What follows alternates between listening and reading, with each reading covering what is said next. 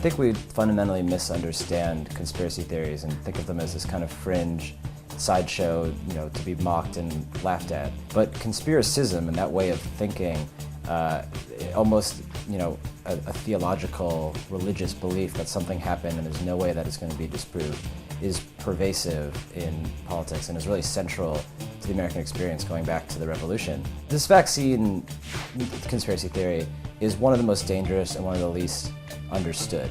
These are people who think that vaccines have a link to autism, despite the fact that this has been studied for 30 years. Every single scientific medical authority has given this real authoritative look, and they've all said there's no proof here. But people continue to believe it, and they think that these scientists are being paid off by the pharmaceutical company. These are really dangerous because you're talking about, it's not just the kids, parents who don't want to get their kids vaccinated. That's bad enough. They might catch measles, mumps, chicken pox.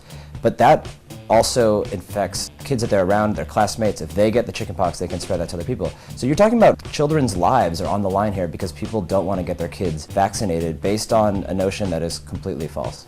Climate change denial, I think, is best to be viewed as a conspiracy theory because you have people, senators like Jim Inhofe, entire organizations, think tanks here in D.C., who are saying that not only is the science inconclusive, it's really a hoax, but that the scientists who are telling you that global warming is real, which is 98% of scientists, they are being paid off, they're in the pockets of the government, there's some nefarious ulterior motive agenda going on, and they're hiding the truth from you. The notion that the entire mainstream media is not just liberal-leaning, but a kind of, arm of the Democratic Party and in the White House, which is just absurd when you think about it. I mean, you're talking about thousands of people here, all with competing profit motives, who want to scoop each other and want to stick it to their competitors, but they're instead all defending the White House. And the only way, again, you can look at this is as a conspiracy theory, that all these people are together, forming a kind of secret cabal behind the scenes, and you have to ignore all the competing evidence, which is that they publish all kinds of unflattering stuff about the White House on a daily basis. One of the last